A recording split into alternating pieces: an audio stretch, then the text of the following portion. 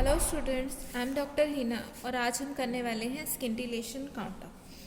So scintillation counter is a very sensitive device which is use for the detection and measurement of high energy atomic radiation specially alpha particle.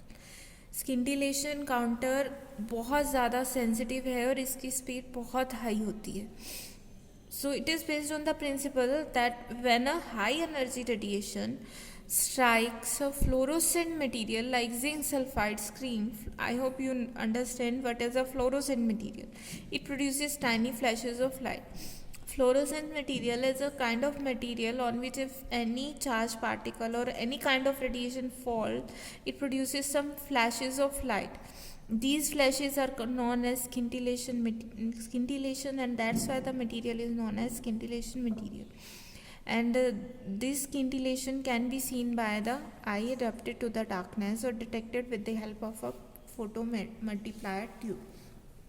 जो इसका earlier version था that was depended on the scintillation detecting by the eye, और जो आजकल हम version use करते हैं वो this relies on the base of photo multiplier tube.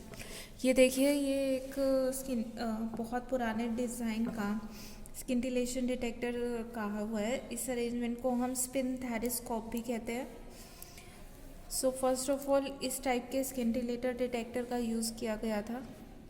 This is also known as spinthariscope. इस अरेंजमेंट में क्या किया गया है, ये एक रूम है. यू कैन से दैट यहाँ पे एक लो पावर माइक्रोस्कोप यूज़ किया गया है एक डार्क रूम में. इसमें हमने एक स्मॉल वॉयल ली है जिसकी टिप को हमने कोट कर दिया है रेडियो एक्टिव मटीरियल से like alpha beta and gamma radiation. इससे टिप किया गया है और इसका एक जिंक सल्फाइड स्क्रीन के सामने रखा गया. तो यहाँ से अल्फा पार्टिकल निकलेंगे, इस पर स्ट्राइक होंगे और स्किंटिलेशन प्रोड्यूस होगी, और वो स्किंटिलेशन हम एक लो पावर माइक्रोस्कोप से डार्क रूम में ऑब्जर्व करेंगे. सो यहाँ से जो हम अल्फा पार्टिकल के लिए ही सबसे पहले किया गया था ये. सो अल्फा पार्टिकल जो एमिट हो रहे थे वो ल्यूमिनिसेंस प्रोड्यूस कर रहे थे, और वो ब्राइट स्पॉट जो था वो विजिबल था, उसे हम काउंट कर रहे थे इस लो पावर टेलीस्कोप से. और पूरे अरेंजमेंट को हम बोलते हैं स्पिन थैरिस्कोप. इस पूरे अरेंजमेंट को स्पिन थैरिस्कोप कहा जाता है. And one more thing, but यहाँ से ये था कि इस तरह से अगर ये स्किंटिलेशन प्रोड्यूस होंगी, मीन्स टाइनी फ्लैशेस प्रोड्यूस हो रही है, डार्क रूम है और आपको खुद से देखना पड़ रहा है, सो it is quite tedious, tiring भी हो जाता है कभी कभी. और ये इसका बहुत ही लो वर्जन भी आप इसको कह सकते हो. साथ ही साथ अगर आप खुद से ऑब्जर्व करोगे सो मैक्सिमम लिमिट इसमें आ जाती थी कि 100 काउंट्स पर मिनट. इससे ज़्यादा आई डोंट थिंक सो कि एक मिनट में इससे ज़्यादा कोई देख के काउंट कर पाएगा human being. So there is a kind of restriction. But उन्होंने सेम प्रिंसिपल यूज़ किया मॉडर्न डे स्किंटिलेटर के लिए कि रेडियो एक्टिव मटीरियल जाएगा किसी स्किंटिलेशन डिवाइस पे और वो tiny flashes of light produce करेगा. बट वो लाइट ह्यूमन बीइंग अपनी आई से ना रिकॉर्ड करके फोटो मल्टीप्लायर ट्यूब या एक और अदर काउंटिंग डिवाइस से रिकॉर्ड करते हैं. तो मॉडर्न डे काउंटर का बेस भी यही है, मॉडर्न स्किंटिलेशन काउंटर का, कि स्किंटिलेशन प्रोड्यूस हो रही है, फ्लोरोसेंस प्रोड्यूस हो रही है, जिसे हम रिकॉर्ड कर रहे हैं. Okay, so one more thing is for your information is that was scintillation counter. This was first discovered by 1947. जिस इसे थ्योराइज किया था 1947 में by Marshall and Coltman in USA. Marshall and Coldman in USA, and simultaneously in by Kalman in Germany. इन्होंने ये technique बताई थी कि जो लाइट फ्लैशेस प्रोड्यूस हो रही हैं रेडियो एक्टिव मटीरियल से, आप उनको एक डिवाइस के थ्रू काउंटिंग कर सकते हैं. और वो डिवाइस क्या होता है, फोटो मल्टीप्लायर ट्यूब. ये बेसिकली GM काउंटर जो था हमारा लेटेस्ट, इससे पहले जो काउंटर इससे पहले जो काउंटर का वास्टली यूज़ किया जाता था that was your GM counter. But GM counter की मेजर लिमिटेशन होती है उसकी स्पीड, उसके काउंट रेट लो होते हैं. तो इसीलिए हमें एक नए काउंटर की ज़रूरत पड़ी, और नया काउंटर पिक्चर में कौन सा आया आपके पास, स्किंटिलेशन counter. Okay, so this technique proved to be very versatile and capable of handling high counting rates, which is far exceeding than GM counter rates. So, and the scintillation counter now अब सबसे ज़्यादा use में जो counter आता है that is scintillation counter for detection of nuclear radiation. Okay, so इसकी construction देखिए जो मॉडर्न डे में हम यूज़ करते हैं मॉडर्न स्किंटिलेशन काउंटर की. इसका ब्लॉक डायग्राम आपके सामने है. सी ऐसे here is a source of light. यहाँ पे जो सोर्स ऑफ रेडिएशन कह लो या सोर्स ऑफ लाइट जो अल्फा रेडियो एक्टिव एलिमेंट होगा इससे जो रेडियो एक्टिव रेडिएशन प्रोड्यूस होंगी या जिसे आप हाई एनर्जी रेडिएशन कह रहे हैं उसे हम किसी फॉस्फर या स्किंटिलेटर मटेरियल पे डालेंगे लाइक दिस. यहाँ जिंक सल्फाइड था. सो इस फॉस्फर मटेरियल या ये स्किंटिलेटर मटेरियल क्या प्रोड्यूस करता है फ्लैशेस ऑफ लाइट. वो flashes of light further photo multiplier tube में जाते हैं. अब ये फोटो मल्टीप्लायर ट्यूब क्या है, ये रेडिएशन जो है इंसिडेंट रेडिएशन आई, इन्होंने अपनी एनर्जी लूज की एटम पे. एटम फॉस्फर या स्किंटिलेटर इनका क्या बेसिक प्रिंसिपल होता है, अल्फा पार्टिकल आए मटेरियल पे गए, स्किंटिलेटर मटेरियल के एटम क्या करेंगे एक्साइट होंगे, पर स्टेट में जाएंगे एक्साइटेड स्टेट में, फिर वापसी ग्राउंड स्टेट में आएंगे तो tiny flashes of light produce होती है. This is known as scintillation या फ्लोरोसेंस.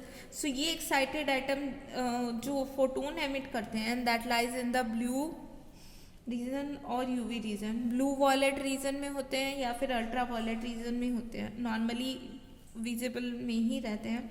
सो ये जो स्किंटिलेशन प्रोड्यूस होती है फोटो मल्टीप्लायर ट्यूब क्या कर रही है, स्किंटिलेशन को कन्वर्ट कर देती है इनटू द एनर्जी पल्सेस में कन्वर्ट करती है.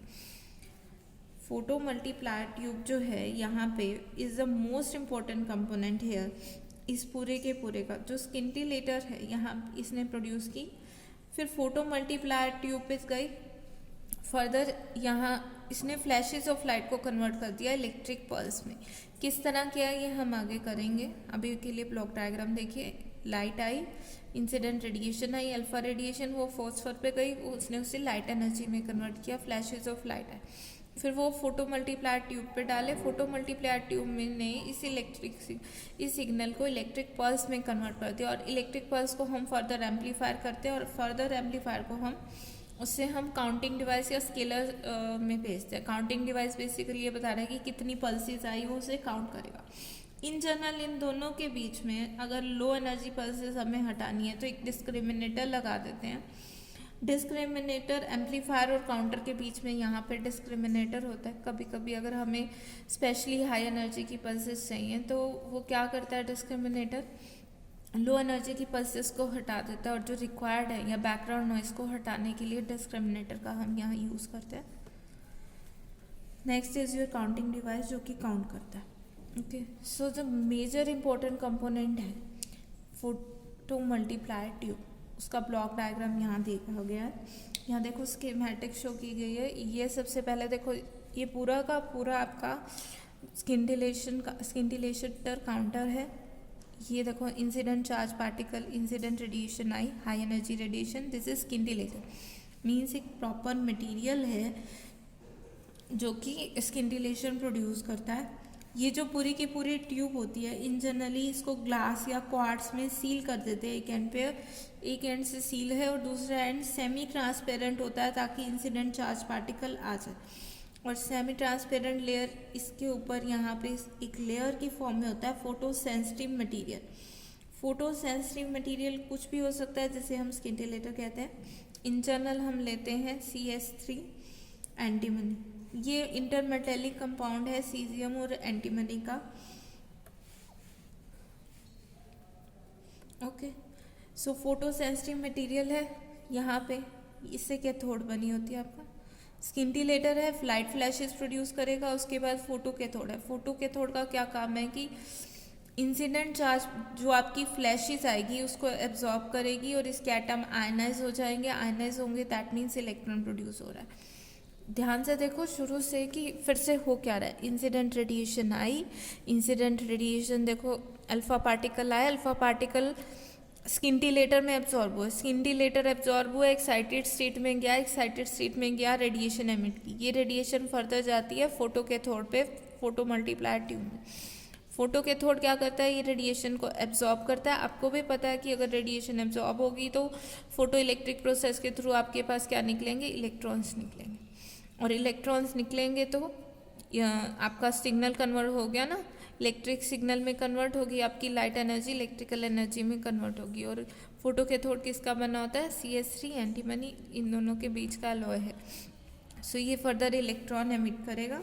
फोटो कैथोड को हम यहाँ C से डिनोट कर रहे हैं। ये नॉर्मली 0 पोटेंशियल पे रहती है आपकी फोटो कैथोड। ओके, सो जब स्किंटिलेशन फोटो कैथोड पे चलता है, फोटो इलेक्ट्रॉन्स प्रोड्यूस होते हैं और नॉर्मली इसकी एफिशिएंसी होती है 20 to 30%। मीन्स अगर 100 फोटोन्स आए हैं तो 20 to 30 इलेक्ट्रॉन्स ये उसके कॉरस्पॉन्डिंगली प्रोड्यूस करेगी। फर्दर फोटो कैथोड के साथ series of electrodes, secondary electrodes लगी हुई हैं जिसे हम डायनोड्स कहते हैं। देखो D1, D2, D3, D4, D5 and so on, इसे डायनोड्स कहते हैं। और ये ध्यान रखना, ये जो डायनोड्स है प्रोग्रेसिवली हायर पोटेंशियल में है। ये देखो, ये +100 वोल्ट, +200 वोल्ट, +300, हर बार 100 वोल्ट हम बढ़ाते जा रहे हैं।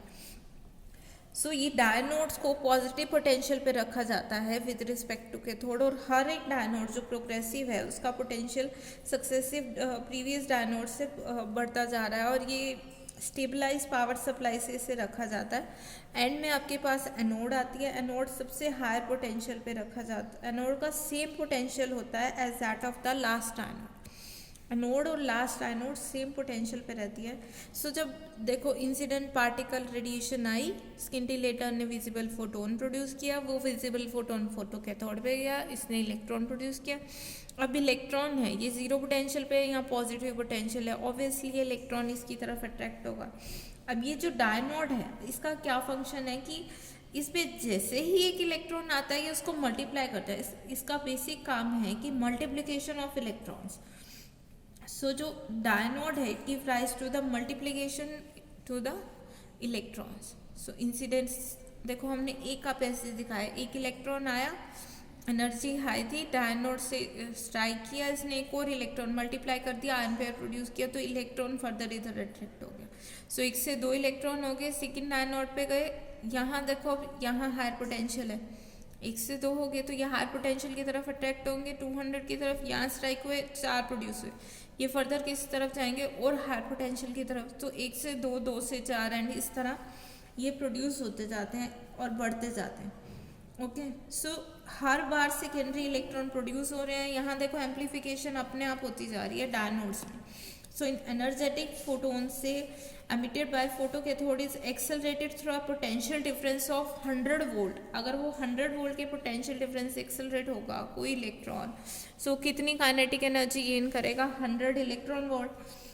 वो सेकेंड डायनोड अगले डायनोड से स्ट्राइक करेगा तो और नंबर, सपोज करते हैं हम कि मैक्सिमम वो 2 इलेक्ट्रॉन तो निकाल ही देता है, 2 या 2 से ज़्यादा। सेम प्रोसेस होती है जैसे फोटो इलेक्ट्रॉन एमिट होते हैं, इलेक्ट्रॉन स्ट्राइक किया, अपनी एनर्जी दिया, मीडियम से एक और इलेक्ट्रॉन निकालेगा, इस तरह ये प्रोसेस चलती जाती है। इसीलिए इसको फोटो मल्टीप्लायर ट्यूब कहते हैं कि एक फोटोन आया, इसने उसको इलेक्ट्रॉन में कन्वर्ट किया और फर्दर उन इलेक्ट्रॉन्स को मल्टीप्लाई करती जा रही है। सो सेकेंडरी एमिशन इस तरह हर स्टेज पे बढ़ता जा रहा है आपके पास। सो फोटो मल्टीप्लायर ट्यूब का बेसिक एक्शन ही यही है कि वो इलेक्ट्रिक लाइट सिग्नल को इलेक्ट्रिक सिग्नल में कन्वर्ट कर रही है। सो हम एज्यूम कीजिए कि आपके पास सेकेंडरी एमिशन रेशियो इज से 4, कि इनसे ये हमने 2 को ही इस पिक्चर में शो किया गया है, बट इन जनरल 2 से ज़्यादा होता है। So we are assuming here कि इंसिडेंट फोटोन ने आपके पास 4 इंसिडेंट, ये हर एक डायनोड की मल्टीप्लिकेशन रेशियो 4 है, यानी एक इलेक्ट्रॉन आएगा तो उसको 4 करेंगे, और हमारे पास सपोज कीजिए कि 11 स्टेजेस है। सो मल्टीप्लिकेशन कितनी हो जाएगी, 4⁻10। फर्स्ट में जाएगा तो वो तो 4 प्रोड्यूस करेगा ना, सो 4 या फिर इसको नियर अबाउट लिख सको 10⁻6, यानी कि अगर एक सिंगल फोटो इलेक्ट्रॉन भी प्रोड्यूस हो गया तो वो इतने ज़्यादा नंबर ऑफ इलेक्ट्रॉन प्रोड्यूस करेगा, और इतने नंबर ऑफ इलेक्ट्रॉन आएंगे तो that means it is a detectable pulse. So जितनी भी फोटो मल्टीप्लायर ट्यूब हैं वो बहुत हाई एम्पलीट्यूड की पल्स या डिटेक्टेबल करंट प्रोड्यूस करती है लास्ट एनोड पे, जो कि फोटो मल्टीप्लायर ट्यूब में एंड में कलेक्ट हो जाता है एनोड पे, जो सेम पोटेंशियल पे होती है लास्ट एनोड के। Okay, so in all type of photo multiply tube सब एक बहुत हाई वैक्यूम मेंटेन करना पड़ता है इसके लिए, और ये भी हमें देखना पड़ता है कि maximum number of photon produce are able to reach the photo cathode. दो चीज़ों का इसमें ध्यान रखने की ज़रूरत है। एक तो वैक्यूम नहीं होगा, रास्ते में एयर या कोई गैस है तो ये इलेक्ट्रॉन उसके साथ इंटरेक्ट करेंगे, डायनोड की तरफ ना ही अट्रैक्ट होंगे, ना ही इतनी मल्टीप्लिकेशन प्रोड्यूस होगी। दूसरी चीज़, वो गैस की मल्टीप्लिकेशन हो सकता है इसको ओवरकम कर जाए जो इंसिडेंट एम्पलीफिकेशन है। दूसरा, ये जो स्किंटिलेशन प्रोड्यूस हुई है, हमें ये भी इंश्योर करना है कि ये जो फोटोन है सारे के सारे हो सके तो फोटो कैथोड तक पहुँचे। अब देखो ये इस चीज़ का क्या मतलब है। मान लो इंसिडेंट रेडिएशन आई यहाँ पे, उसने यहाँ शुरू में ही फोटोन प्रोड्यूस हो गया, अब वो उस मटेरियल से उसको ट्रैवर्स होके नीचे फोटो कैथोड है ना, इसके नीचे फोटो कैथोड तक जाना पड़ रहा है। अगर ये मटेरियल कुछ ऐसा हुआ कि इसने अपनी गामा रेडिएशन एब्जॉर्ब कर दी और यही इलेक्ट्रॉन लिया तो उसका क्या फ़ायदा। सो ये जो मटेरियल होता है हम इस तरह से चूज़ करते हैं स्किंटिलेटर की, ये जो खुद की रेडिएशन है वो उससे उसको एब्जॉर्ब ना करे, और ये भी हमारा काम है इंश्योर करना कि ये यहाँ तक पहुँचे, तभी फोटो मल्टीप्लाई ट्यूब उसको डिटेक्ट कर पाएगी। स्किंटिलेशन काउंटर की बेसिक एडवांटेज ये है कि ये कैपेबल है बहुत हाई काउंटिंग रेट को बहुत जल्दी जल्दी काउंट कर लेता है। ये देखो ये जो है इसकी एम्पलीफिकेशन तो 10⁻⁶ है, और साथ ही साथ इसका टाइमिंग भी -10⁻⁻⁶ सेकेंड है। टाइम ऑफ अराइवल मीन्स अगर इंसिडेंट चार्ज पार्टिकल 1 माइक्रोसेकेंड के बाद भी आएगा तो ये उसको डिटेक्ट कर पाएगा। This is much faster than the GM counter. Okay, so it is possible to determine the, और साथ ही साथ यहाँ देखो जितने नंबर ऑफ फोटोन प्रोड्यूस होंगे उतने ही वो आगे फोटो कैथोड, क्योंकि इसकी तो मल्टीप्लिकेशन फिक्स्ड है कि अगर एक आएगा तो वो 10⁻⁶ हो जाएगा, 2 आएगा तो 2 × 10⁻⁶। सो जो पल्स प्रोड्यूस हो रही है दैट इज डिपेंडिंग ऑन कि कितने इंसिडेंट फोटोन ने इलेक्ट्रॉन निकाले।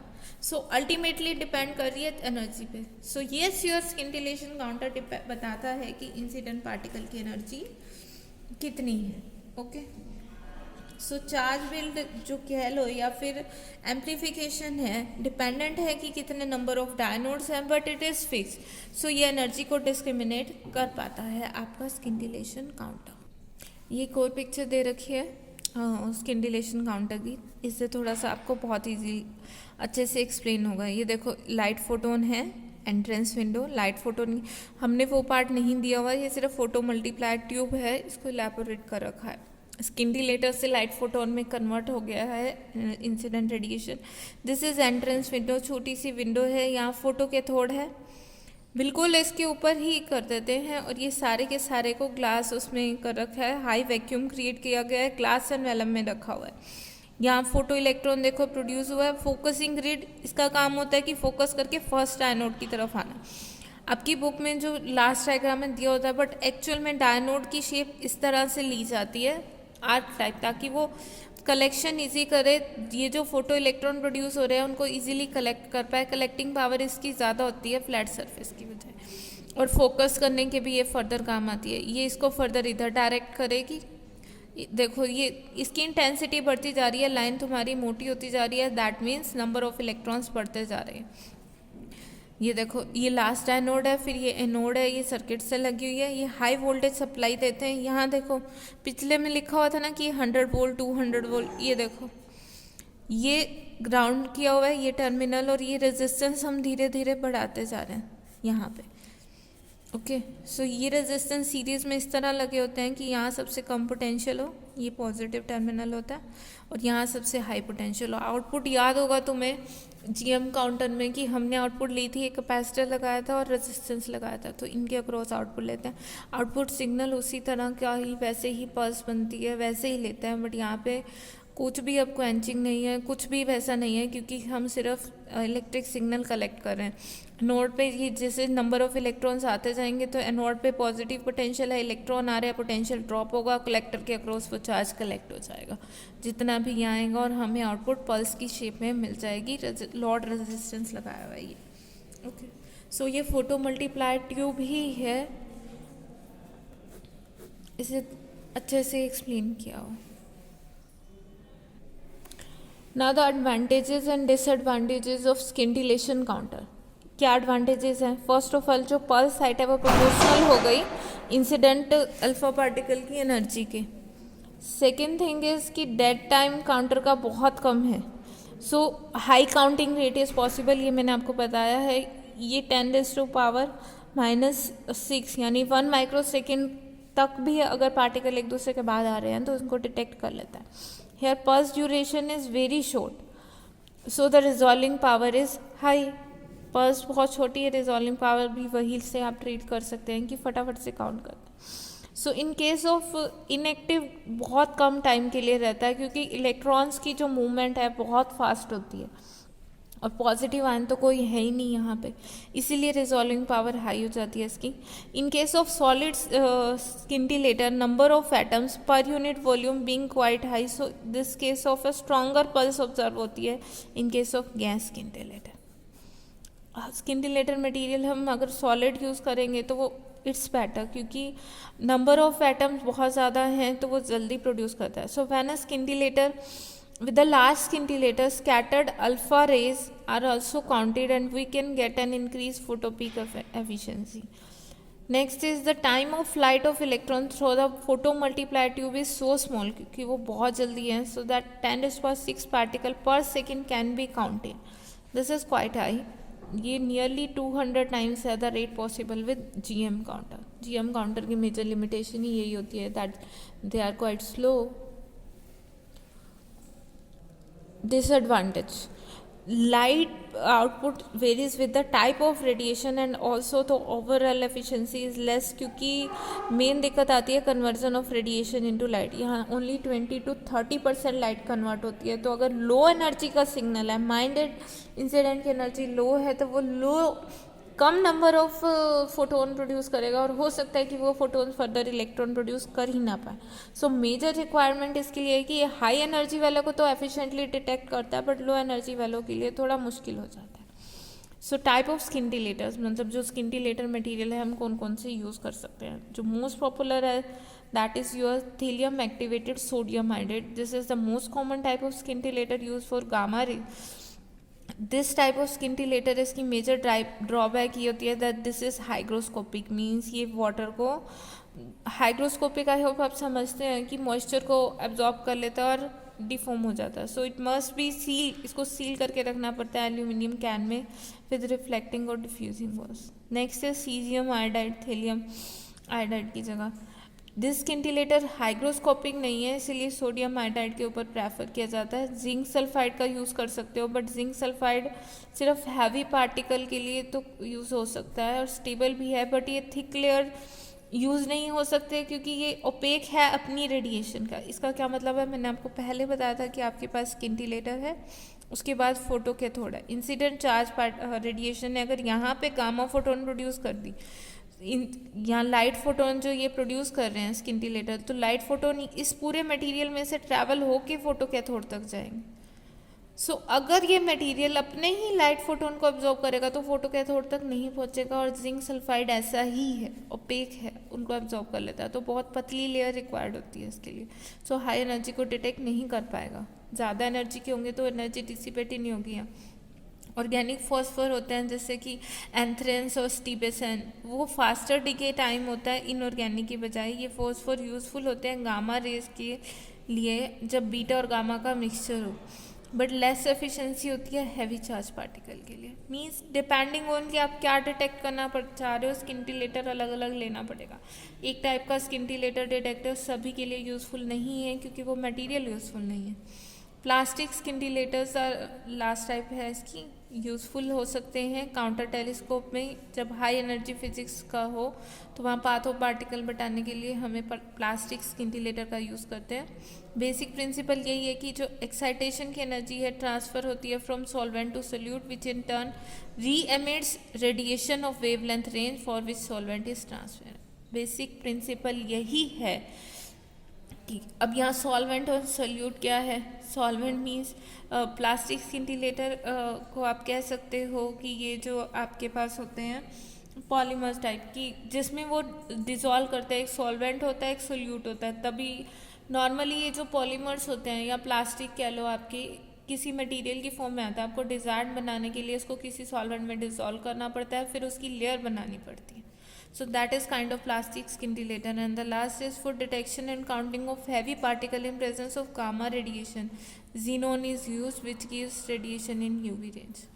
अगर दोनों को डिस्टिंग्विश करना है वहाँ पे तो जीनोन यूज़ करना है, क्योंकि वो गामा को डिटेक्ट नहीं कर पाती. ओके, सो हमने स्किंटिलेशन काउंटर आज कर लिया है. अगर कहीं भी कोई दिक्कत है तो आप कमेंट सेक्शन में पूछ सकते हैं. Okay students, that's it for today.